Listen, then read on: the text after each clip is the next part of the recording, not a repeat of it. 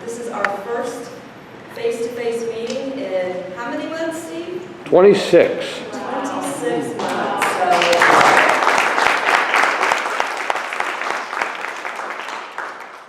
We are so happy to see all your smiling faces, even behind masks, those without masks. But welcome. We hope that you've survived or are surviving our period of COVID and everything else that's been going on with that. But we're looking forward to another informative session. We have our city managers and assistant city manager from Atlantic Beach here to give us all the down and dirty of what went on in our legislative session that just ended. I'm Maria Mark. I'm president of Beaches Watch, and I will be hosting, emceeing the meeting. So we, as always, we video our meetings, and our videographer, Steve Spitelli, is our videographer here. You will be able to watch this again on our YouTube channel, which is Beaches Watch 2012. We are always looking for new members and members to renew their membership. That's how we kind of keep our organization going. It's $15 for individuals, $20 for family, and we have a $5 student membership. There are annual memberships from January through December, and you can renew your membership and or make a donation online at our website, beacheswatch.com. At this time, I'd like to recognize our elected officials. We asked for them to sign in because it's been so long since we've seen everybody. I recognize everybody. From Atlantic Beach, we have Mayor Ellen Glasser. Thank you for coming. We have our Vice Mayor of Neptune Beach, Carrie Chen. Thank you. We have Brittany Norris, who is our Mayor Pro Tem of Atlantic Beach. Thank you. And we have Candace Kelly, our Atlantic Beach Commissioner. Thank you. And we have Chief Pike, I cannot forget him, from Neptune Beach, who is our security. And thank you all again for joining us. Did I miss anyone as far as elected officials? I know Jackie Smith, you are retired, but you that we certainly appreciate everything that you've done. Anyone else? No? Okay. I see Janelle. Janelle's a former elected official at Jack's Beach. Good to see you. I wanted to let you know that we are looking for applications from our Fletcher High School seniors. Again, this is our scholarship that we have had in place. We recently named it in honor of Flan Sharp. The application deadline is April 30th. You can go online and apply at our 2022 Beaches Watch Scholarship. So any of you who know any seniors, please encourage them to apply. We take a great pride in giving back to the community. And we have one of our recipients here. Thank you for coming up. Hopefully the scholarship has helped you along your way. Very much so. Thank you all again. Okay, so just some brief announcements here. We've got our City of Atlantic Beach annual Easter egg hunt and Easter parade. That's coming up April 9th from 10 to 1 at Jordan Park on Francis Avenue in Atlantic Beach. Beaches Go Green, they're having a community cleanup on Saturday, April 9th from 9 a.m. to 11 a.m. and that's going to be at the Latham Plaza in Jack's Beach. We have the Atlantic Beach Mayor's Council on Health and Wellness, Health and Wellbeing. That's going to be held Wednesday, April 13th at noon. It's a lunch and learn community forum on our senior programming, and that will be held at our Bill Baker Center. You don't have to really be an Atlantic Beach resident to attend, but we certainly would love to have everyone with their input on what we can do to help our seniors and enrich their lives. Neptune Beach, they have a tentative schedule for land development code meetings. Could you get closer to the microphone? I'm sorry, I could hear myself echoing that. Is that better? Yeah. Sorry. Thank you very much. Thank you for that. As you can see, they have several dates that they are going to be hosting for community input.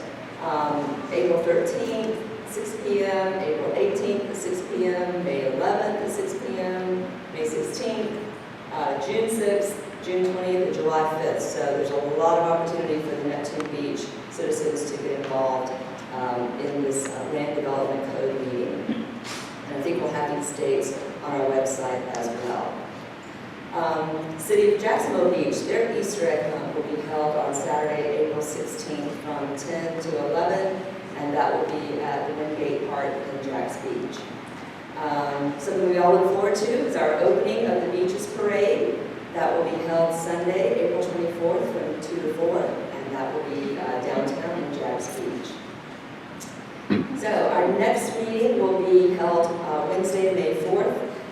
Again, that will be face-to-face here in the library. We are very happy to have the Naval Station Mayport Update Commanding Officer, Captain Canfield. And this has been quite the process of getting him here. So please spread the word. He's going to be talking about Mayport, what's going on the naval base, and how we as a beaches community can support them and vice versa. So make sure you put that on your calendar.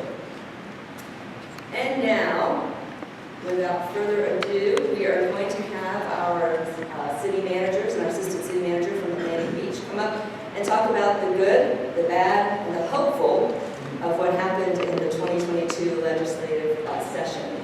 So we will have our speakers, Mike Stefopoulos from Jacksonville Beach, who's the city manager, Stephen Nguyen, Neptune Beach city manager, and Kevin Cunningham, our Atlantic Beach deputy city manager. So we're looking forward to a very informative session. There will be Q&A after their presentations, so please make notes if you have specific questions you would like to ask or have them elaborate on. Okay, so let me see if I can do this.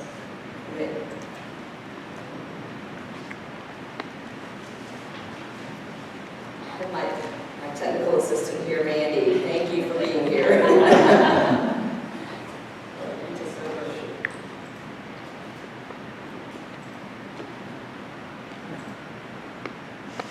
Okay, gentlemen, it's all yours. Can everyone hear me okay? You know, I'm not watching the video, hopefully. Well, good evening, and thank you for the invite to be here this evening. As Maria indicated, this is the good, the bad, and the hopeful. Probably more of the bad than the good or the hopeful. It seems every year, especially over the past several years, the amount of legislation that gets proposed in Tallahassee and the types of legislation that get proposed are always more detrimental to local governments throughout the state of Florida. More specifically, just to talk a little bit about home rule, I don't know how much of you know what that is, so I'll just take a minute or two to talk about it. Each of the three beach communities are members of the Florida League of Cities. And the Florida League of Cities consists of virtually all of the cities in the state of Florida. And one of the things they do on an annual basis is monitor the legislation and try to work as a team to either change the direction of proposed legislation or to try and get the appropriate legislation put into place. Home rule is something that got put into place back in the 1960s, which basically said if it's not covered in the state constitution or state law, then that right is reserved to the local government. And what we've seen over the last 5 years, plus or minus, is a ramp up from the legislature to pass legislations that they call preemptions. And preemption is where they say this particular issue is preempted to the state of Florida. You can't pass any rules with regard to that. They had done it years ago with regards to firearms. They had done it with smoking, and they had done it with short-term vacation rentals. One of the things that you're going to start seeing is that the Florida League of Cities as a group has a lot more power to try and sway the legislature to go in different directions. This year we actually had what we would consider a victory. We had smoking actually be returned back to local government for control, so we can actually regulate smoking in the parking on beaches now, which would have been unheard of to even think that we'd get there just 2 or 3 years ago. So at least some things are going in the right direction, but every year it's 60 days of defense, and that's not necessarily a good thing. were each asked to pick out what we thought were some key pieces of legislation to talk about. So the ones I picked, we'll go through now, and obviously if there are questions a little bit later on. The first one that passed is Senate Bill 620. And Senate Bill 620 is a local business protection legislation, or at least that's what the title of it is. What this basically means is that if you as a local jurisdiction pass a local law that has a fiscal impact on a business within your community, that business can seek damages from you for doing so.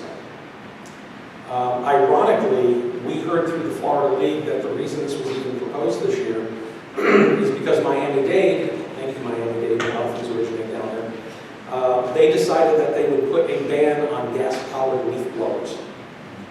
And the state legislature didn't like that. So what they did was they said, they heard from local business owners in the Miami-Dade area that said, hey, I sell gas-powered leaf blowers.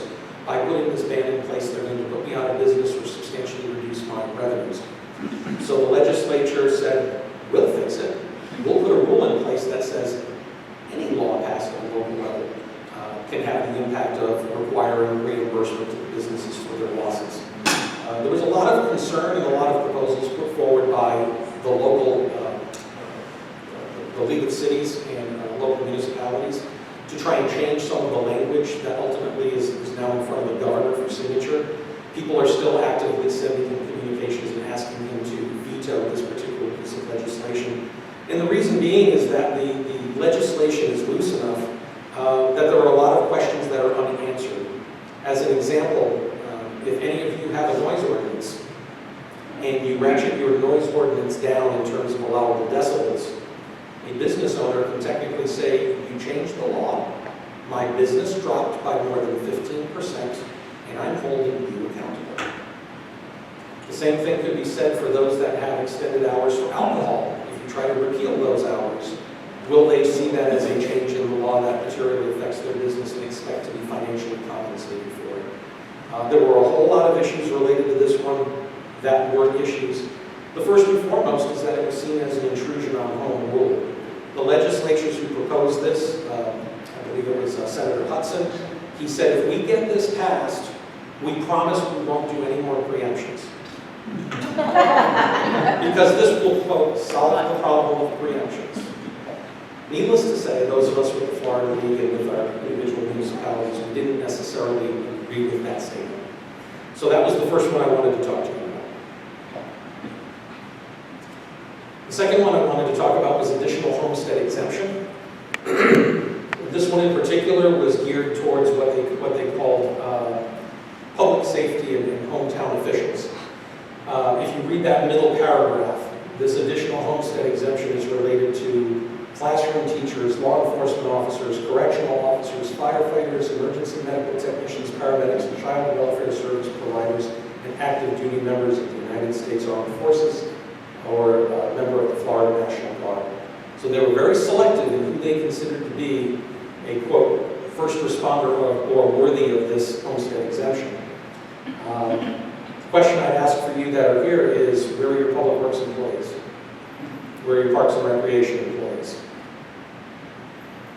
Where are our beaches energy employees? They're not on here. This is very selective. And I'm not sure why you would differentiate a classroom teacher from a public works employee, both providing a public service. So again, we have legislators that are up there on both the House and Senate side, whose motto is, if it's a tax cut, I will vote for it no matter what. So this one in particular is going to be on the ballot in November. Again, we try to keep things uniform and fair while the state continues to create exceptions and carve-outs that creates a disproportionate benefit to individuals within the state, which is not always a good thing. The next one we'll talk about is cybersecurity. Cybersecurity, if any of you have read articles or seen the news over the last several years from a national perspective, has gotten a lot worse. We have foreign actors that are regularly trying to intrude into our computer systems. If any of you ever have the chance to talk to your IT professionals, whether in your private business or with your local government, I think you would be shocked and surprised at how many attempts per second or per day are made to try and gain entry into your computer systems. Ours in the city of Jacksonville Beach alone is over 1 million attempts a day. And when I say 1 million attempts, that's on the low end. And the reason being is foreign cybersecurity hackers do what's called pinging. They send out a little bit of a message, and it goes to any portal that your computer system has that's, quote, open to the public.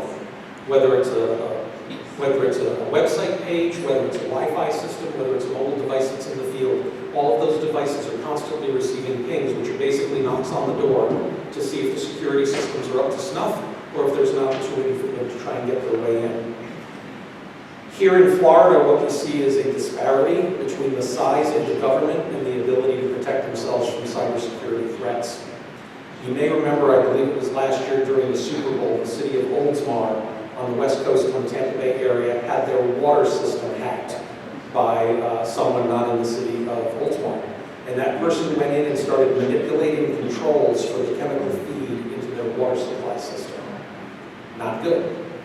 After they did an audit, and I had a chance to speak to their city manager, there were a lot of things that were lax that he was unaware of with regards to passwords, usernames, who had access and who didn't with regards to employees or outside agents. And they realized they needed to make a lot of changes. But the smaller the organization, the less people you have paying attention to this. So it was really good to see that the legislature actually passed something where they're looking at $67 million of additional local assistance to get the governments up to snuff and where they need to be. They continue to support a cybersecurity center, which I believe is located at the University of South Florida campus, in order to provide support to local governments. This issue is only going to get worse. I think as you've seen world dynamics play out, we with Beaches Energy in Jacksonville Beach, it's not uncommon that we get alerts from the federal government as to when we need to be on high alert for some type of cyber activity. But this one was actually a good one that it passed because it is supportive of what we do. The next one is really a little bit more of an umbrella. I did want to talk to you a little bit about utilities from the perspective that for the last 5 to 10 years, utilities had not been on the radar of the legislature. But over the past couple of years, they've started to look closer at utility services across the state, and they're starting to attack it, so to speak. This one in particular that I pulled up was with regards to a proposed change in the way that water and sewer utilities are provided outside of your municipal boundaries. Given the fact that our 3 communities all abut one another, you can imagine that if Neptune Beach had a property that needed sewer service, and for whatever reason Neptune couldn't get it there, but we had a sewer line right across the street on the south side of Seagate, perhaps we could work out an agreement and provide the line and provide an appropriate mechanism to bill for that service.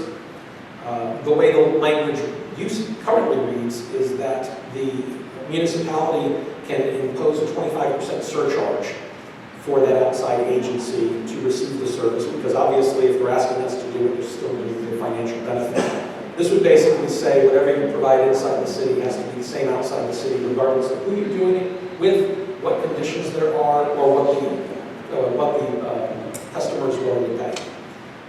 Again, no rhyme or rationale as to why you would do that, but again, it's just something they're picking on. They also started looking at other utilities and wanted to pass legislation related to grants from the state and financial assistance, whereby if you were making transfers from any of your utilities into your general fund, which a lot of communities do, if you were using that mechanism, you would not be eligible to qualify for any grants related to that specific utility. That one also did not move forward. But this is new for us, that it's popping up on the radar, and it's one more element that we're going to have to defend in the coming years as they continue to hammer on it. The last one I wanted to talk about was condominium building safety.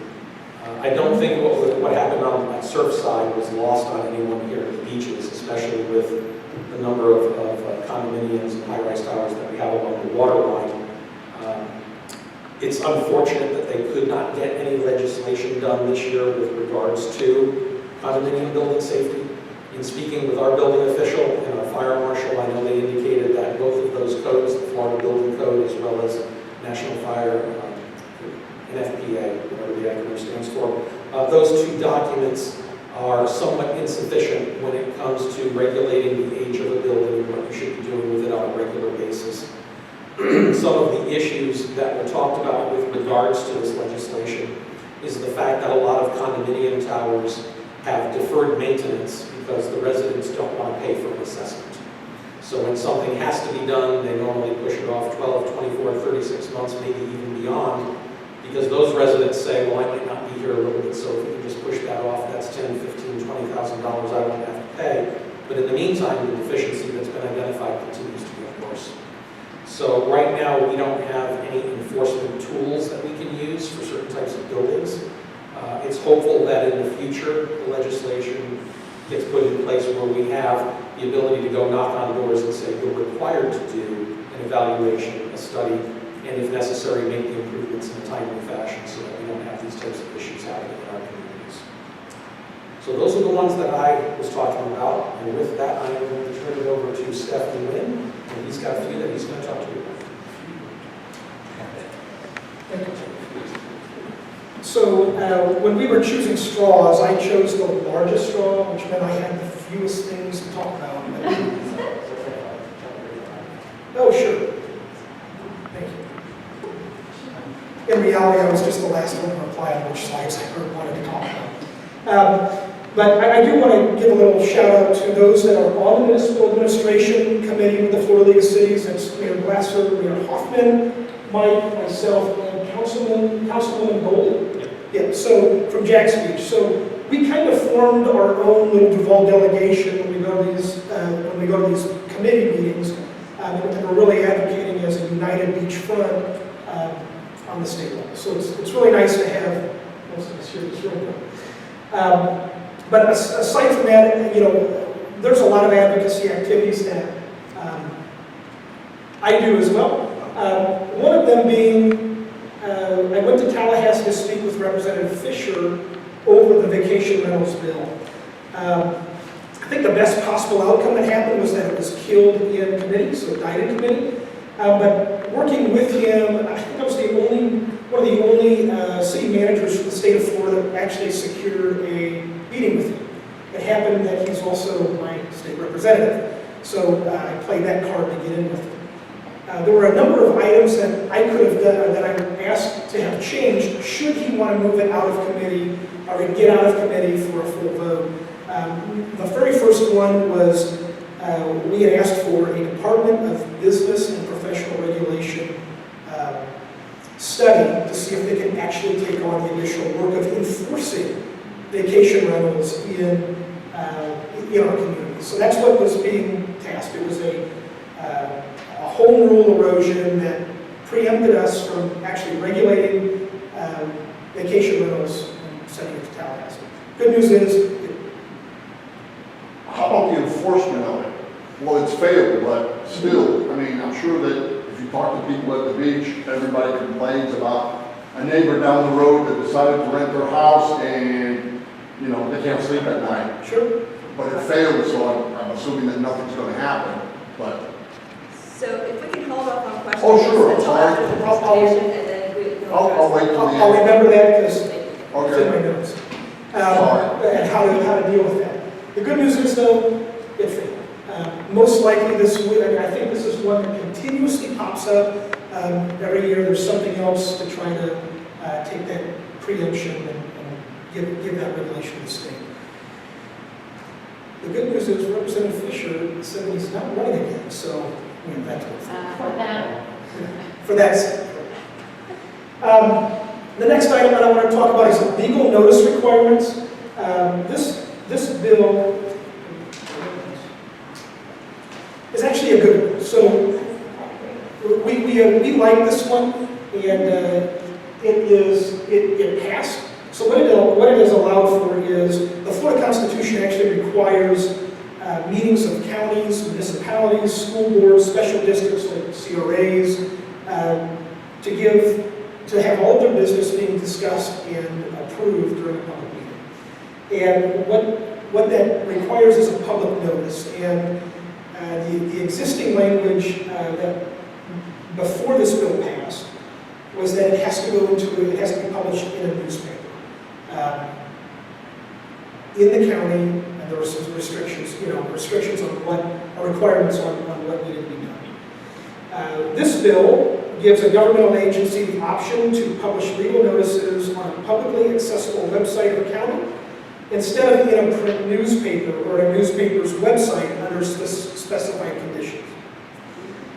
It also gave it also gave some leeway to smaller counties, those counties that were populations over 160,000, but also required them to have a public meeting to determine if enough of their residents had access to the internet. This eliminated obligations relating to equitable legal notice access to minority populations, so there's some give and take to it.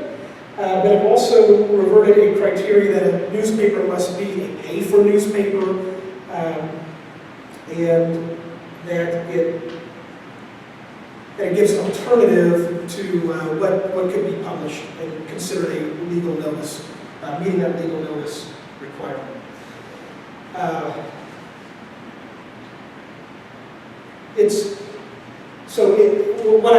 What I want to make sure is that everybody understands that what we've done in Neptune Beach is we've tried the best we could to engage with our residents, and so we use the beaches here. We send out public notices there, but we also have taken to using social media, internet websites, as well as our Alert Neptune system. So that's a system that a resident can sign up for and receive notifications about agendas, meetings that are happening, and still receive some public notice input. So we try to keep, and I know all of our beaches communities, try to keep our residents as engaged as possible. And I will say, having been in other communities, managing other communities, Neptune Beach is by far the most engaged community that I've been in, and I appreciate that. I appreciate getting the resident feedback. So those are the only two bills that I got to talk about. I think Kevin's going to talk about our home rule heroes.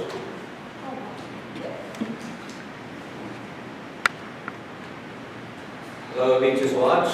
I'm Kevin Hogenkamp, Deputy City Manager for the City of Atlantic Beach. Thanks, Beaches Watch. So grateful for not just the opportunity for us to talk about the legislative session, but your great work on behalf of good open government year in and year out. Thank you so much.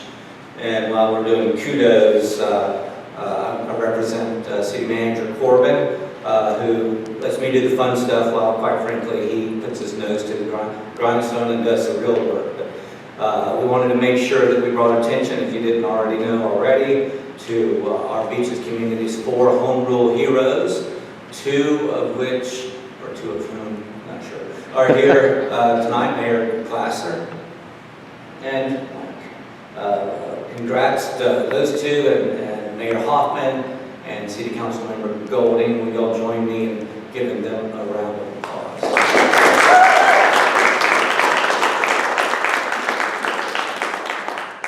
The same 4 received the same honor last year. There are repeat winners from among them even before last year, but they're honored for, as a result of their being constantly engaged during the legislative session, advocating for home rule, and they made a difference again this year in legislation that was passed and helped contribute to legislation that deservedly failed. From Atlantic Beach's vantage point, before I go to the next slide, our biggest win during the legislative session probably was being authorized $500,000 for our Hopkins Creek stormwater management project at Aquatic Gardens. We successfully lobbied for and received $185,000 in I have to get this acronym right, the Florida Development Assistance Program funding for a splash pad at Donner Park. And my next slide, amendments to the state's otherwise preemptive tree trimming statute. So the international organization that certifies arborists says, beware of an arborist who wants to remove a living tree. In Atlantic Beach, we learned that there are indeed some bad apples among arborists and companies that employ them. Indeed, over the last 6 weeks or so, we've done all that we can to run an arborist in the company he works for out of Daytona, out of town. They're soliciting without a permit, which is against our code, and they are doing some very good salesmanship to convince folks to remove trees that seem to an independent arborist to be perfectly healthy. How do they do this? Well, they do this because of the Florida legislature. A couple years ago, the Florida legislature enacted a law that preempts our ability to govern our community when it comes to tree protection and in the arena of mitigation in particular. So because anti-home rule legislation passed a couple years ago, unless this happened, for a tree to come down without a permit and without mitigation, if an arborist deems it to be unsafe, in spite of our regulations to the contrary. So yes, we have arborists deeming healthy trees to be unsafe. However, thanks to the legislature, we think that we have a leg up in fighting this, that is if the governor signs this legislation. So you can bet that we're filing complaints against the aforementioned company called Florida's Tree Surgeons out of Daytona. Please be aware of them knocking on their door and get a second opinion, please, if they knock on your door and claim that your tree is diseased, whether it's a live oak, a water oak, a palm. They're deeming trees left and right to be unhealthy and having them removed, and they're destroying our beautiful tree canopy. However, now we have a leg up pending the governor's signature, which is closing some loopholes that have resulted in abuses like this. So now we think that communities will have a better fight against preemption until the next legislative session where we need to put our guards back up again. Another win for us was legislation that now lets us pass safe zones in our parks, in particular, smoke-free zones. The commission adopted a resolution, just as it did, advancing the thought of the tree protection, and passed a resolution before the legislative session. And today we celebrate its passage because if there's any place that kids and their families should be protected from inconsiderate smokers, it's in our parks, it's our playgrounds, it's at skate parks, it's at public swimming pools. We now have the ability to set up reasonable smoke-free zones. I suspect that at Atlantic Beach we're going to do this. Don't know yet about on the beaches, so we have to have a community conversation about that. We also are celebrating the passage of legislation that addresses soil and groundwater contamination through something called PFAS. This is a large family of synthetic chemicals used for a wide variety of consumer and industrial purposes, including and especially firefighting foam. In recent years, scientists have concluded that some of these substances are very harmful. With our environmental leadership focus, the city was among Florida's communities that advocated for saying that it would benefit the health and welfare of Florida residents for the state to coordinate with EPA to establish cleanup target levels.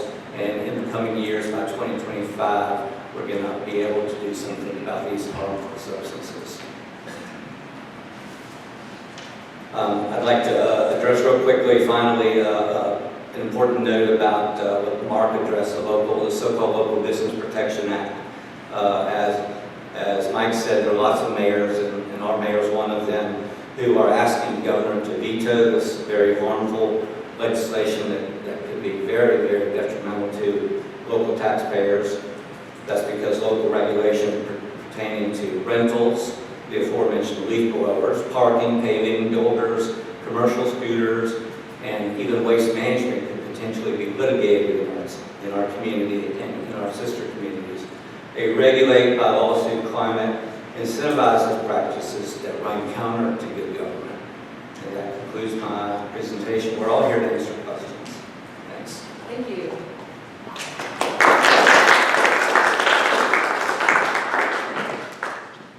Thank you, gentlemen, for the informative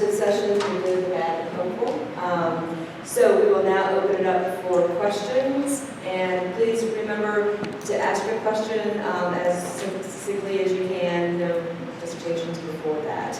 So, we'll go ahead and start with Jack. I was just wondering, with regards to the homestead exemption, if y'all happen to know, like, about percentage-wise, if this were to pass, how much that would affect the property tax income of y'all cities?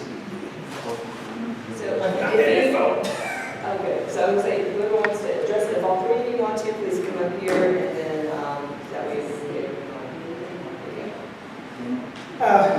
get Thank you. So there's really no way to tell, but by an estimate, it would be estimated that the fiscal impact with this legislation estimates a reduction of local government ad valorem tax revenue other than school districts on a statewide basis of about $85.9 million.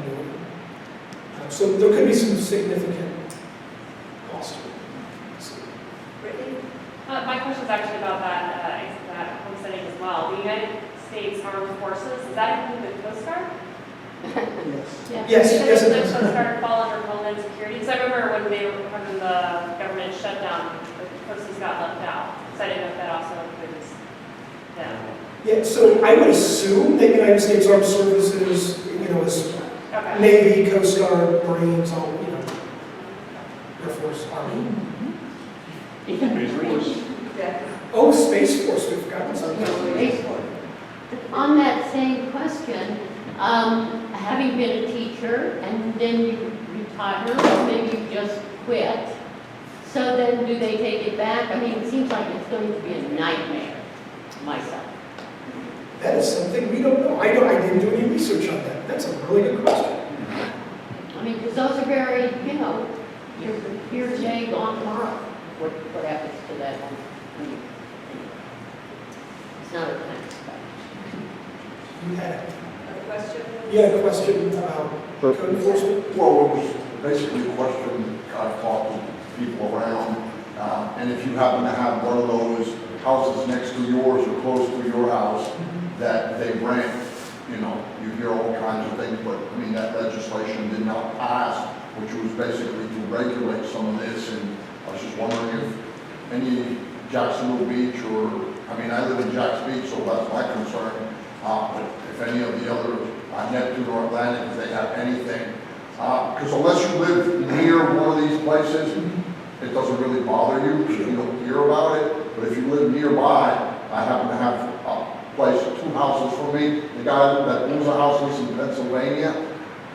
When COVID was rapid and they said, don't rent, he's still renting, and it seems like there's really, for properties like that, there's no type of enforcement at all whatsoever, and the owners do whatever it is that they want to do, and from what I've been told by some people complain about it, but I haven't heard anything being done. Sure. So I can't speak to local ordinances in Jack's Beach, but I can tell you that there are some, in Neptune Beach, we were grandfathered in because we had something in place, so the shortest short-term rental you can have in Neptune Beach is 28 days.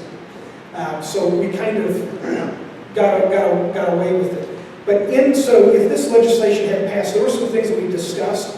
One of them was we were successful in one of these drafts to get noise ordinances to be considered to help with regulation. So, but we had also suggested that not only noise ordinances but light ordinances. We're coming up on seasonal nesting season.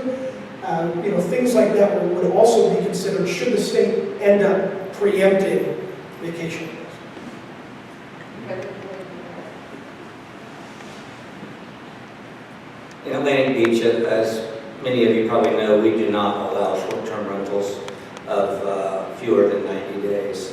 To address another question, Jackie, with this legislation, with the additional homestead property tax, a homestead property owner that qualifies for this exemption must be employed in a full-time position on January 1st and must annually submit an application, including proof of employment, to the property appraiser. So I think that leaves retired teachers out.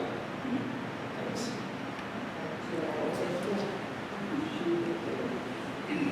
I'll add on a little bit with regards to short-term vacation rentals in Jack's Beach. we did not have any ordinances in place that met the grandfathering criteria. So that means we are subject to the full weight of whatever the Florida legislature puts in place. I think it's important to note that the legislature's perspective, the perspective with regards to short-term vacation rentals, is that property rights are property rights, and the property should be treated like every other property that is, quote, residential. So if you have an issue with walking dogs, whether it's from short-term vacation rentals or permanent owners, if it's 2 o'clock in the morning, you call the police department. If there are loud noises that are occurring at 2 a.m. on a Saturday or Sunday morning, their expectation is that you would call your police department. The issue that we've always had at the local level is the fact that this is really a commercial operation that's occurring in a residential neighborhood. And while you can report it and we can cite the owner of the property, there's nothing that we can really do to preclude the property owner from continuing to rent that property out.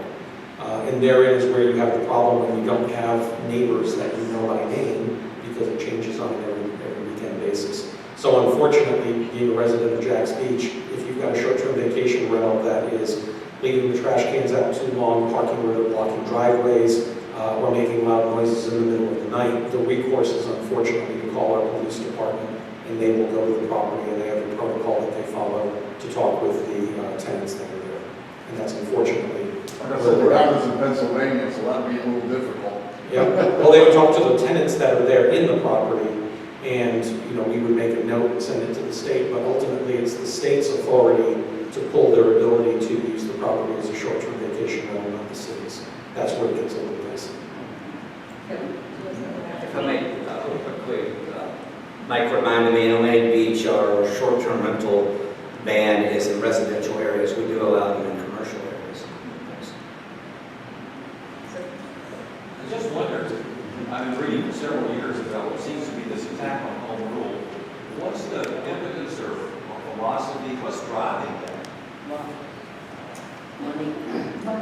I think it came out, I can't remember which legislature was interviewed 2 years ago, but when they were proposing a series of preemptions on local governments, state and county governments across the state, they were asked by a reporter, you don't like it when Washington intervenes in the state of Florida's business, yet you have no problem intervening in local government's business. Are you trying to tell us that the state knows better than local governments?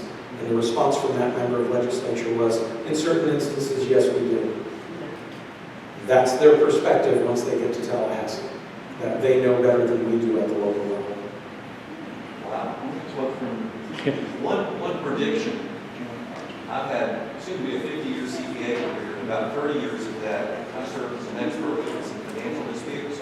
I'm not doing that presently. But that bill about 15% of lost profits, that looks like to me would be an absolute explosion of legal cases.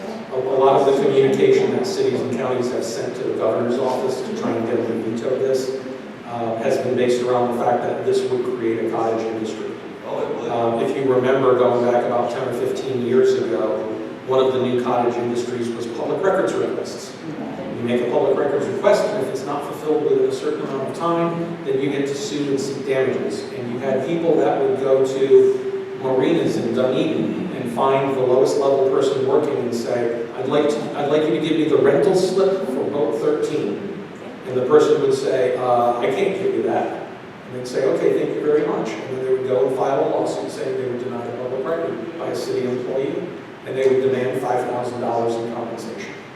So we see this as another opportunity for a cottage industry for businesses to say, it doesn't matter if your business is already in decline. If you can demonstrate a 15% reduction, and you can somehow tie it back to an action that was taken by the government, they have the ability to seek those damages. And the attorney's fees that go with it. What was that last thing I was going to say? And the attorney's fees that go with it. Oh, Yeah, prevailing wages. So a question on this, and I apologize, this might be a really dumb question. So like Atlantic Beach, we just changed our trash vendor. So if we had done that at the original vendor and losing our business, I mean, it wasn't 50%, that's what it was, that's a good thing for them. Could they come back and say, like, hey, we caused this damage to their revenue? Did they hold us accountable for it? Is it that expansive and open-ended? God, I would hope not, because it's a competitive process to enter into a new contract. But again, when you deal with new legislation, a lot of times you have to, from an exploration perspective, see where it goes.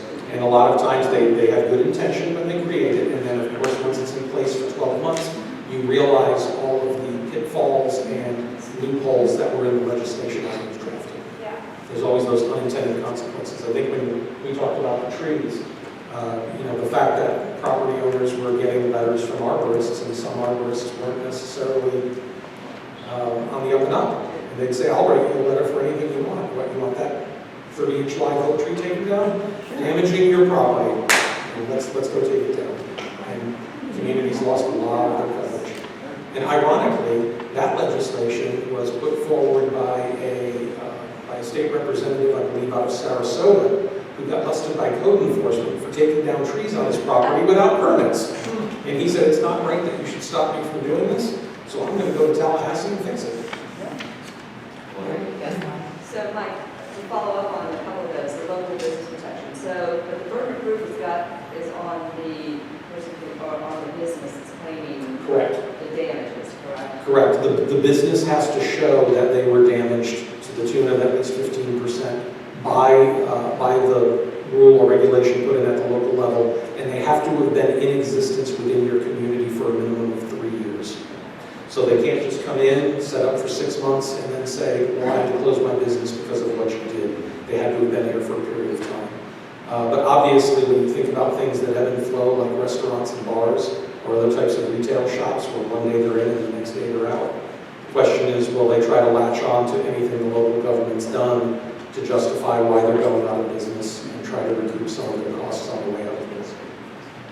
And my follow-up to the tree protection, and maybe Kevin, because this is specifically about Atlantic Beach, but I thought that Atlantic Beach had contracted with certain arborists that the citizens could call on to determine whether a tree was posing a danger. Is that still in place with Atlantic Beach? And what's the vetting process for these arborists as far as certifications, qualifications that they need to or should have to present to show that they're qualified to get rid of that kind of thing?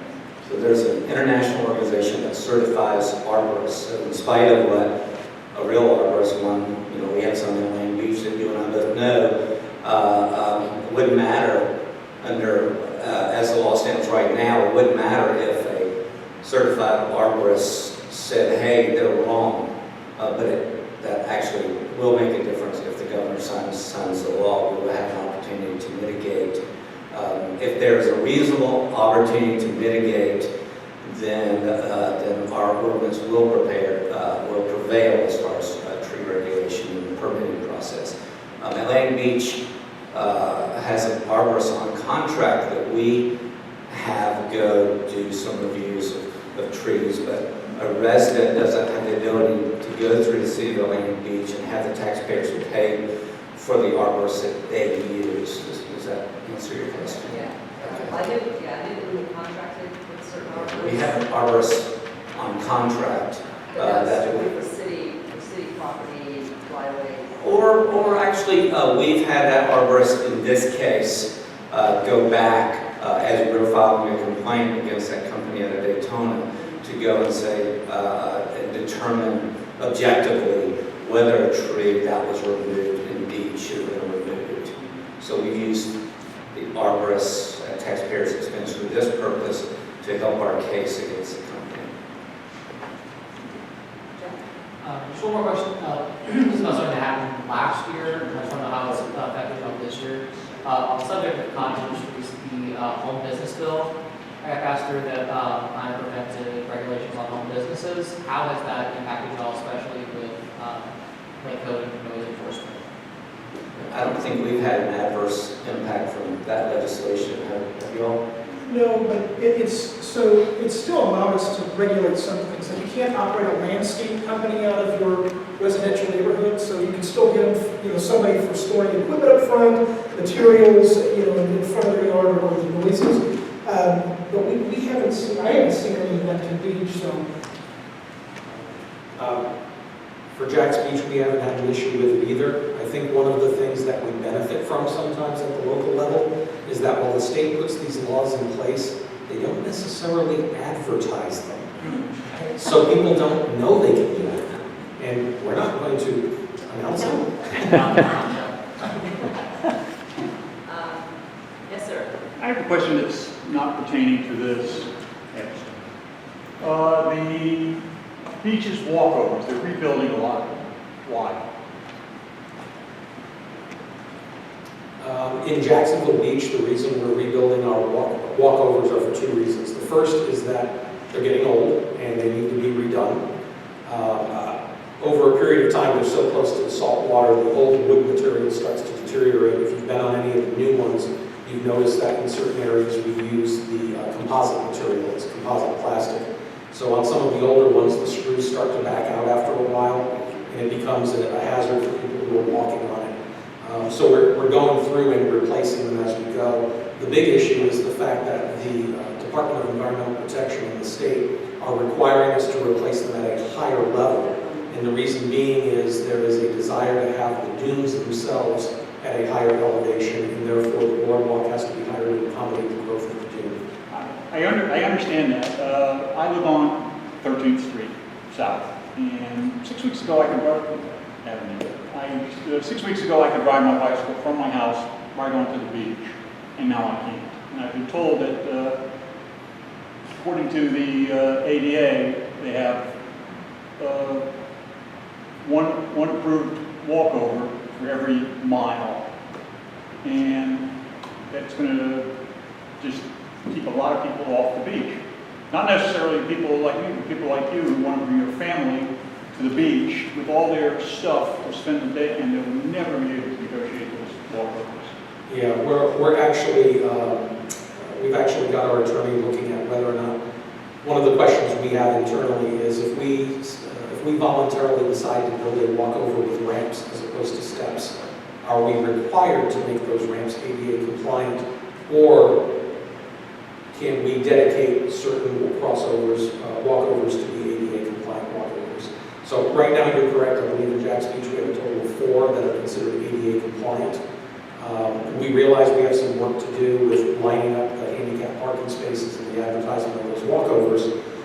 But if there's an opportunity for us to do other walkovers with ramps that aren't necessarily ADA compliant, they might have a little bit steeper grade, etc., that might still be something doable, but we're checking from a legal perspective. Because all of these ramps that they're now replacing were repaired less than 2 years ago, because the hurricane tore them up, so you're throwing, you fixed them, and they were accessible. And beach accessibility was one of the great selling points of Jacksonville Beach, and I think you've taken that away from an awful lot of people. That dune system is a pretty important feature. We've had the Army Corps of Engineers come through and actually work with us to try to convince us of where we need to winnow down the at-grade passages to get everything to be a dune frontage along the beach.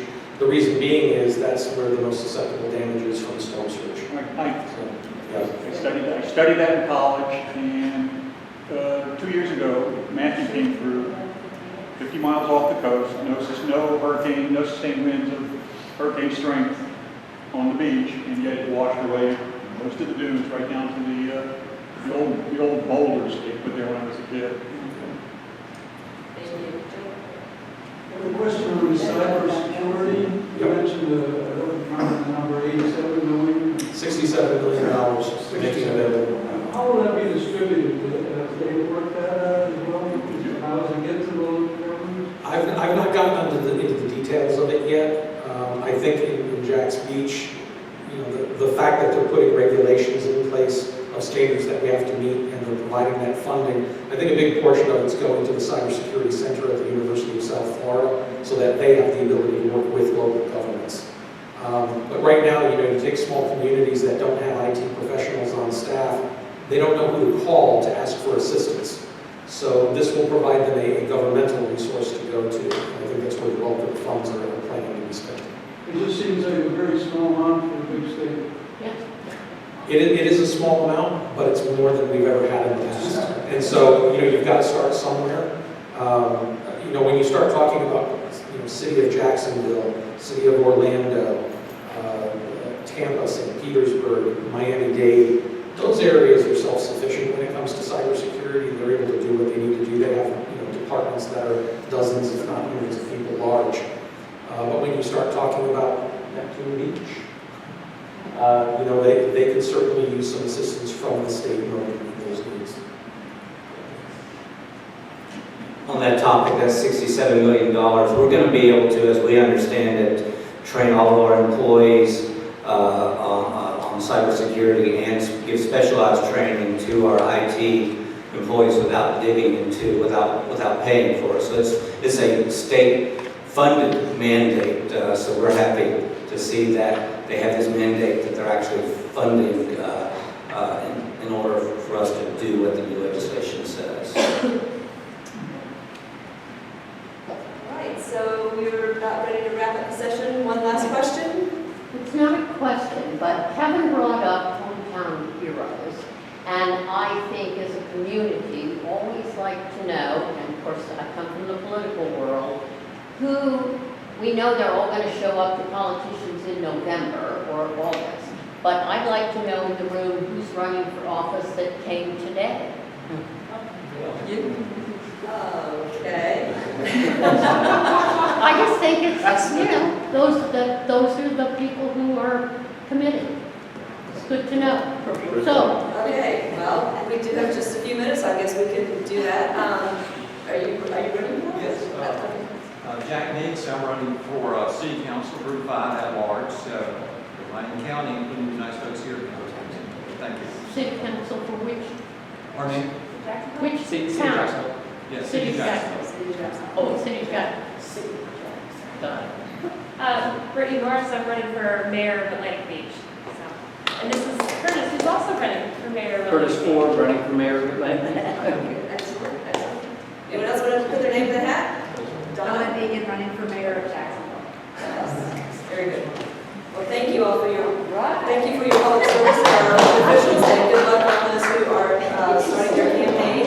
So, one last thing, we are about to wrap it up. In your chair, you will see this little slip of paper. It's a very short survey. Please take 2 seconds. We even gave you a pencil to fill this out. We'd like to get feedback from our audience to make sure we are giving you the programs that are Circle a number and put a time. sufficient. What do you need? So, just Really? remember, next month, we're having a commander from the Mayport Naval Air Station here as our speaker. He should have a lot of really interesting information to share with us, Captain Canfield, so please put that date on your calendar. Gentlemen, thank you again for joining us.